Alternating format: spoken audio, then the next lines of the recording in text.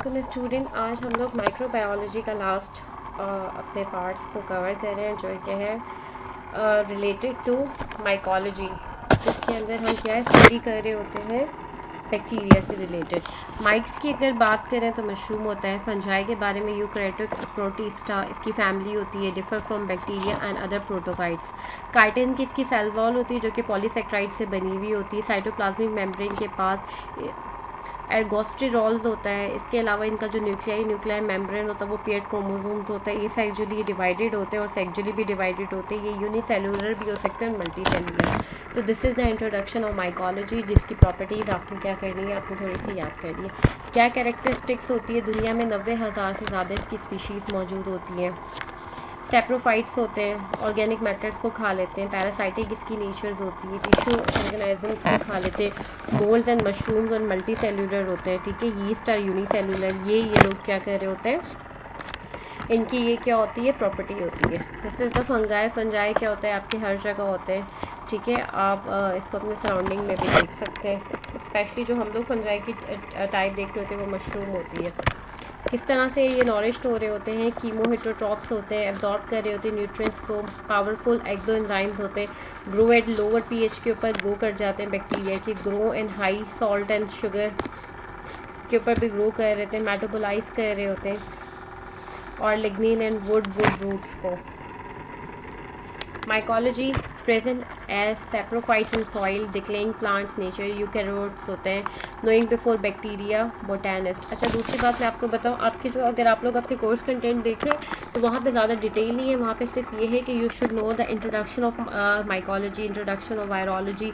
तो ये सारी की सारी चीज़ें आपने सिर्फ देखनी है इंट्रोडक्शन पॉइंट ऑफ व्यू से। तो ज़्यादा से ज़्यादा आपने इसके बारे में 1 से 1.5 पेज के करीब लिखना है, जिसमें आप थोड़ी सी प्रॉपर्टी, थोड़ी सी टाइप्स और थोड़ी सी डिजीज़ को आप फोकस करेंगे। Developing Nations, changing trends, USA more serious and even faster disease है ये माइकोलॉजी से रिलेटेड। अब कौन कौन सी डिजीज़ करवा रहे होते हैं ये मोस्टली, और आपको मैं अभी वो भी बताती हूँ, लेकिन थोड़ी सी इसकी प्रॉपर्टी देख लें कि मल्टी सेलुलर भी हो सकता है, यूनिसेलुलर भी हो सकता है। और मोस्ट आर एरोब्स और फैकल्टेटिव एनारोब्स हो सकते हैं। सेल वॉल और मेड ऑफ काइटिन हो सकता है। ओवर 100,000 इसकी फंजाई की स्पीशीज़ होती है। Only about 100 or more human and animals pathogens होते हैं। मोस्ट ह्यूमन फंगल इन्फेक्शंस जो होते हैं non socio economicals occur in immunocompromised individual के अंदर होते हैं। अपॉर्चुनिस्टिक इन्फेक्शंस ये करवा रहे होते हैं, तो इनकी ये प्रॉपर्टीज़ हैं। ये आपको इतना ज़्यादा याद नहीं रखना। किस तरह से हम इसको यूज़ करते हैं ये आपको पता होना चाहिए। We are using it as an antibiotic, we are using it as an steroids, we are using it for immunosuppressive drug, ठीक है। तो ये सारी की सारी किस चीज़ से बन रही होती है, प्रीडिस्पोजिंग ये फैक्टर्स हैं जिसके अंदर हम क्या यूज़ कर रहे होते हैं, एंटीबायोटिक्स यूज़ कर रहे होते हैं। और वो इसी की तरह फंगल डिजीज़। आपने बस इतना याद रखना है कि एंटीबायोटिक्स हो गए, स्टीरॉइड्स हो गई, या इम्यूनोसप्रेसिव कंडीशंस के अंदर जो कंडीशन डेवलप होती है, ठीक है, वो ड्रग्स आप इस्तेमाल कर रहे होते हो अगेंस्ट फंगल डिजीज़ के। माइकोसिस फंगल इन्फेक्शन बहुत कॉमनली हो रहे होते हैं। Less than 100 cause of human disease होता है। नॉट हाईली कंटेजीनियस होते हैं, ह्यूमन एक्वायर फ्रॉम नेचर होते हैं। Group based from degree on tissue involvement, किस हद तक ये कहाँ से आए हैं, किस एरियाज में हुए। ज़्यादातर ये एपिडर्मिस, हेयर्स और नेल्स के ऊपर इफेक्ट कर रहे होते हैं। कॉन्टेजियस डायरेक्ट और इनडायरेक्ट कॉन्टैक्ट से हो रहे होते हैं। सीक्रेट कैरेटिनेज डिग्रेड कर रहे होते हैं कैरेटिन को। तो ये सारी की सारी क्या है, फंगल डिजीज़ हैं। उनके टारगेटेड एरियाज़ हैं, क्या सीक्रेट कर रहे होते हैं, क्या प्रोड्यूस कर रहे होते हैं, एंटर कहाँ से होते हैं, टारगेट किसको करते हैं। तो you should keep it in your mind. Thread like होते हैं। माइसीलियम इनकी प्रॉपर्टी होती है। डायमॉर्फिक होते हैं। यीस्ट भी इसकी एक एग्जांपल है। वेजिटेटिव स्ट्रक्चर होता है, involve in catabolism and growth है। सेपरेट हाइफी होता है। सिनोसाइटिक हाइफी होता है। सेल वॉल के बारे में आपको थोड़ा सा पता होना चाहिए कि काइटिन होता है, मैनन पॉलीसेक्राइड्स होती है। साइटोप्लाज्म कंटेन कर रहे होते हैं। स्टीरॉल्स को contains true nuclei paired chromosomes होते हैं। डिवाइड ये सेक्चुअली हो रहे होते हैं, तो इसकी स्पेशलाइज सेल्स हो रहे होते हैं। कैरेक्टरिस्टिक्स ऑफ फंगाई की बात करें तो वो मैं बार बार रिपीट नहीं करी, आपने थोड़ा सा इसको लुक ओवर करना है अकॉर्डिंग टू योर बुक।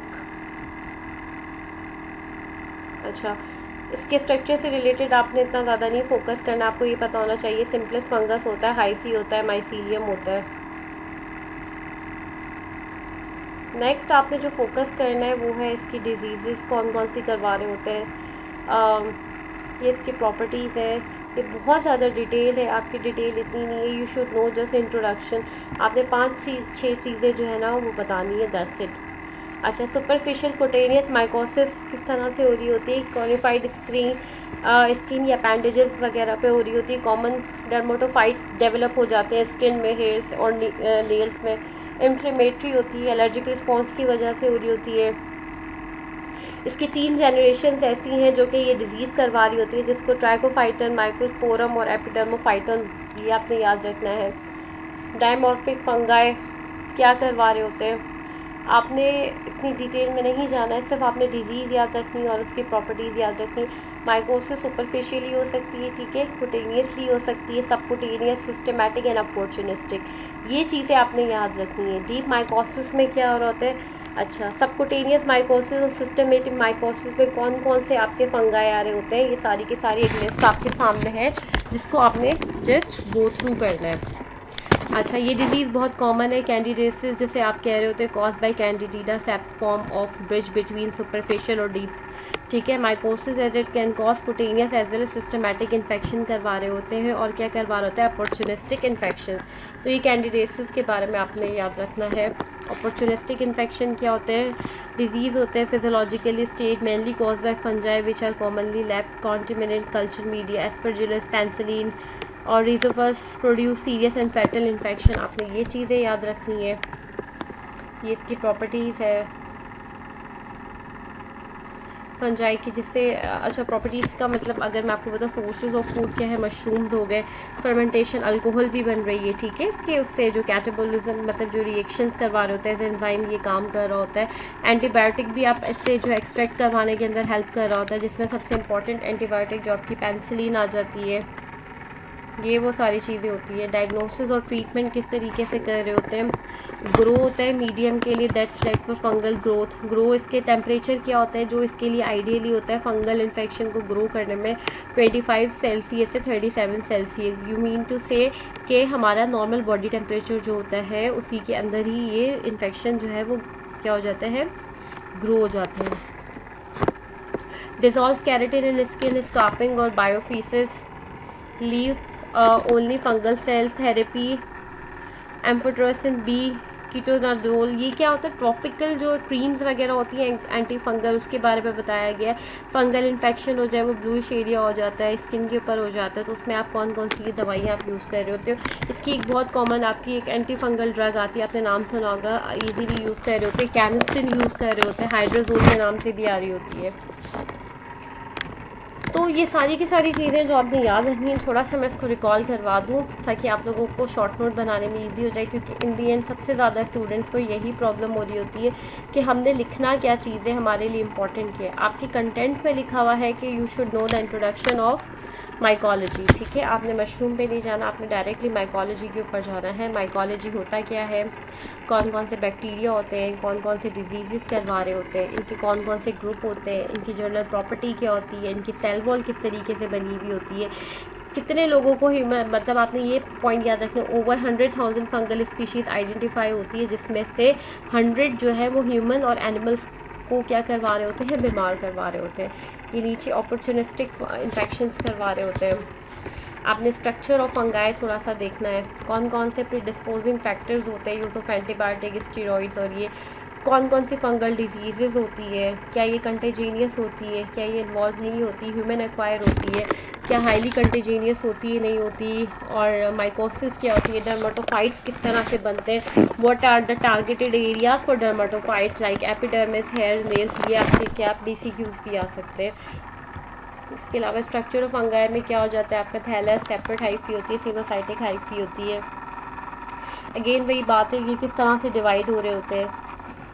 तो काफ़ी सारी इसकी जो है वो कैरेक्टरिस्टिक्स है, आपने जो है जो मेन कैरेक्टरिस्टिक्स है आप इसमें अगर 6-7 भी बता देंगे तो this is more than sufficient for you. आपका माइक्रोबायोलॉजी का आज हमारी पैथोलॉजी और माइक्रोबायोलॉजी बिल्कुल फिनिश हो रही है। This is all about virology. इससे पहले वाला मैंने आपको माइकोलॉजी के बारे में बताया। अगर आप अपने कंटेंट्स फॉलो कर रहे हैं तो वहाँ पर आपके पास एक चीज़ मेंशन है कि इंट्रोडक्शन ऑफ वायरोलॉजी। तो यू शुड नो वायरोलॉजी होती क्या है, और इस पर भी आपने 1 से 1.5 पेज लिखना है। सबसे पहले आपको डेफिनेशन बतानी चाहिए कि वायरोलॉजी वायरल साइंस से bio science for study of viral nature and the relationship between viruses and host. Virus जिस तरह से आपको पता है कोविड-19 वायरस चल रहा है, ठीक है, तो ये रिलेशनशिप क्रिएट होता है वायरस और होस्ट के बीच में। Virus often cause serious diseases related to some cancers. Non living होते हैं, cannot replicate, cannot survive long term independently.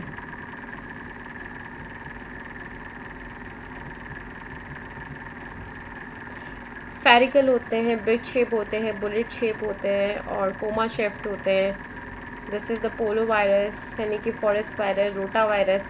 आपने सुना होगा कि वैक्सीन होती है रोटा वायरस, स्मॉल पॉक्स की वैक्सीन होती है। Influenza virus. वायरॉन होते हैं पार्टिकल इसके। Virion consist of nucleocapsid with 2 component, single और डबल। आप लोग अपनी बुक को खोल लीजिएगा जब आप ये कर रहे हो। इसके पास एक कैप्सिड होता है। कैप्सिड क्या होता है? प्रोटीन यूनिट होता है, स्ट्रक्चर्स होता है, और वो इस पूरे यूनिट को, जब ये पूरा यूनिट मिल के बना लेता है कलेक्शन ऑफ प्रोटीन यूनिट, तो वो कैप्सोमियर कहलाता है। हेलिकल शेप में स्ट्रक्चर्स में ये अरेंज हो रहे होते हैं। This is the heli shape structure capsomere. आप देख रहे हैं ये बन रहे collection. Viral protein, viral nucleic acid, viral carbohydrate, viral lipids, इसकी केमिकल कॉम्पोजिशन है जो आपको पता होनी चाहिए।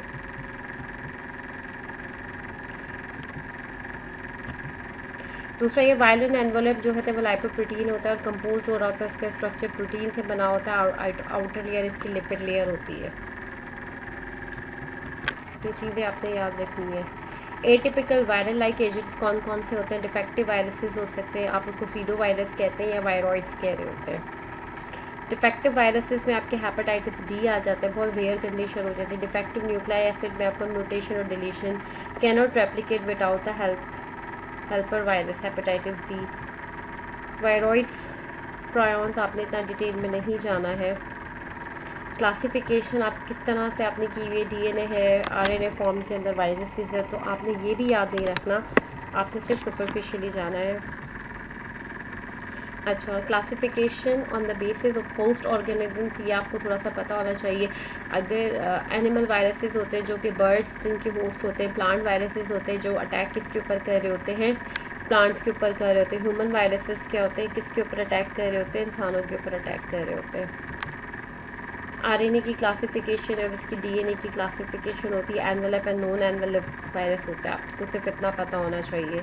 How it replicate, host cell में जाता है, वहाँ पे एक पूरा स्टेजेस इसके होते हैं। अर्ली स्टेज होता है रिकग्निशन के, ये अपना टारगेट को देखता है कि किसको मैंने अटैक करना है, फिर वहाँ जाके ये अटैच हो जाता है।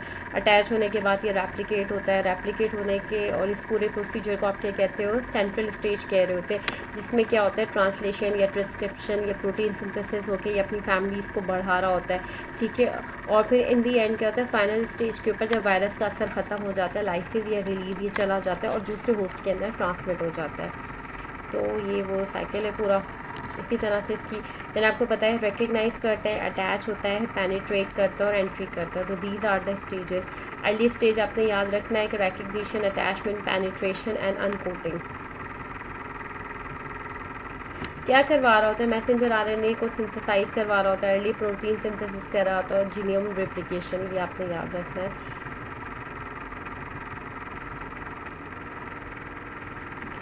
ये आपके सामने इस तरीके का है कि वायरस ने अटैक किया। Human virus gene pool, animal virus gene pool, swine virus gene pool, किस तरह से जो है कौन से वायरस ने किस किस को आके अटैक किया। Okay, viruses and human disease जो हमने देखे हैं, कौन कौन सी वायरल डिजीज़ होती है? Otitis media, diphtheria, pharyngitis, influenza, sinusitis, कोविड-19, rhinitis, whooping cough, respiratory syndrome, virus infection, ये जो है ये इन्फेक्शियस डिजीज़ है जो कि आपके रेस्पिरेटरी सिस्टम को अफेक्ट करते हैं। इसकी वजह से आपके आइज़, अब ये आइज़, नोज़ और ये कौन कौन से वायरसेस आपने इतने डिटेल में नहीं जाना। You should know the targeted areas, ठीक है। मैं इसको बहुत कंसाइज करके आप लोगों को इसलिए बता रही हूँ क्योंकि आप लोगों की कोई इतनी डिटेल नहीं, आप लोगों को सिर्फ पता होना चाहिए कि वायरसेस होते क्या है, किस तरह से इनकी क्या प्रॉपर्टीज़ होती है, कौन कौन से एरियाज़ को ये फोकस कर रहे होते हैं। थोड़ा सा मैं आपको ये बता दूँ क्योंकि हम पैथोलॉजी कर रहे हैं, अगर मैं आइज़ की बात करूँ तो आइज़ के अंदर जो इफ़ेक्ट कर रहे होते हैं। एड्रीनो वायरसेस बहुत ज़्यादा कॉमन हो रहे होते हैं, ठीक है। इसके अलावा HIV, HSC, influenza virus, measles, polio, rabies, rubella, dengue, HCV, सारे के सारे ऐसे वायरसेस हैं जो आई को डैमेज कर रहे होते हैं। अगर मैं आपके सेंट्रल नर्वस सिस्टम के ऊपर बात करूँ तो आपको इबोला वायरस आ जाता है, TB वायरस आ जाता है, वेस्ट नील डेंगी वायरस आ जाता है, लिम्फोइटिक प्रोमेजेंटस वायरस आ जाता है, आपका एड्रीनो वायरस बहुत कॉमन है, एंटीरो वायरस इसके अंदर, इन्फ्लुएंजा, तो polio virus, mumps, measles, prions, ये सारी के सारे वो वायरसेस हैं, ये कंडीशन है जिसकी वजह से आपका CNS जो है वो क्या होता है, इफ़ेक्ट हो रहा होता है। Lymph node and immune system के जो ऊपर जो इफेक्ट कर रहे होते हैं वो आपके HIV वायरस है, जो कॉमन मैं आपको बता रही हूँ, मम्स हो गया, रूबेला वायरस, ये वो कंडीशन है जिसकी वजह से लिम्फ नोड या लिम्फेटिक कंडीशंस आपकी डेवलप हो जाती है। स्किन की तो ये डिफरेंट आपके वायरसेस हैं। लिवर के ऊपर hepatitis A virus, hepatitis B, hepatitis C, hepatitis D, आपने लिवर की लाजमी याद रखनी है, और बहुत कॉमन है येलो फीवर, ये सारे के सारे वो वायरस हैं जो इफेक्ट कर रहे होते हैं। अगर मैं हार्ट की बात करूँ तो measles, prowess B12, rubella, yellow fever, influenza virus, ये सारे इसके ऊपर अटैक कर रहे होते हैं। अपर रेस्पिरेटरी ट्रैक में आपके कौन कौन से अटैक कर रहे होते हैं, लोअर रेस्पिरेटरी ट्रैक, ब्लड, तो ये क्या कर रहा होता है, वायरस के जो है वो डिफरेंट टारगेट्स होते हैं, डिफरेंट टाइप्स होती हैं, और वो डिफरेंट एरियाज़ को क्या करते हैं, टारगेट करने के बाद इन्फेक्ट कर रहे होते हैं। आप लोग अगर याद रख सकते हैं, आपको पता होना चाहिए, जो कि बहुत कॉमनली है, infection disease affecting respiratory system में जो हमारी कंट्री के अंदर जो सबसे ज़्यादा जिसके प्रेवलेंस है हमारे मुल्क के अंदर, ये इफेक्ट कर रहे होते हैं। साइनोसाइटिस कर रहा होता है, venous fungi, rhinitis, whooping, Bordetella pertussis, pharyngitis, Streptococcus pyogenes वगैरह, वायरसेस वगैरह, तो क्या कर रहे होते हैं, ये वो डिजीज़ है, ये वो कंडीशन है जिसके अंदर वायरस भी एक्ट कर रहा है, फंजाई भी आपका एक्ट कर रहा है, और आपका बैक्टीरिया भी एक्ट कर रहा है। तो ये कलरिंग से जो मार्क हुआ ये सारी चीज़ें, मैं अगेन इसको रिकॉल करवा दूँ कि आपको क्या चीज़ पता होनी चाहिए और क्या चीज़ आपने अपने पैराग्राफ में लिखनी है। लेक्चर कंप्लीट के बाद जो मैं दोबारा से रिकॉल करवा रही होती हूँ, उसका मकसद ये होता है कि आप लोगों को पता लग जाए कि आप लोगों ने अपना किस तरीके से बनाना है। आप लोगों को सबसे पहले पता होना चाहिए कि वायरोलॉजी होती क्या है, इसकी डेफिनेशंस आपको पता होनी चाहिए, वायरसेस की आपको प्रॉपर्टीज़ पता होनी चाहिए, लिविंग है, नॉन लिविंग है, किस तरीके से रहते हैं। दूसरा, साइज़ एंड स्ट्रक्चर्स, जब आप ये 2-3 लाइनें आपने इसकी बतानी है। शेप्स और वायरसेस आपने 3-4 लाइनों में आपने ये बताना है कौन कौन सी इसकी मोस्ट कॉमन शेप है। इसकी कॉम्पोजिशन आपने बतानी है 2-3 लाइनों में, केमिकल कॉम्पोजिशन आपने बतानी है, इसकी स्ट्रक्चर बताना, लाइपोप्रोटीन, प्रोटीन और लिपिड लेयर से होता है ये। दूसरा, एटिपिकल वायरस लाइक एजेंट आपको पता होना चाहिए, 3 होते हैं। डिजीज़ आप याद रखें ना रखें, आप इतना ज़्यादा नहीं रखना। How viruses are classified in name on the basis of DNA viruses होते हैं और RNA वायरसेस होते हैं। DNA में एनवेलप हो गया, नॉन एनवेलप हो गया। एनवेलप में आपका डबल स्टैंडर्ड जीनोम पॉक्सी वायरसेस आ जाते हैं, नॉन एनवेलप में आपके सिंगल या डबल स्टैंडर्ड होते हैं, एड्रीनो वायरसेस आ जाते हैं। RNA के अंदर अभी एनवेलप और नॉन एनवेलप होते हैं।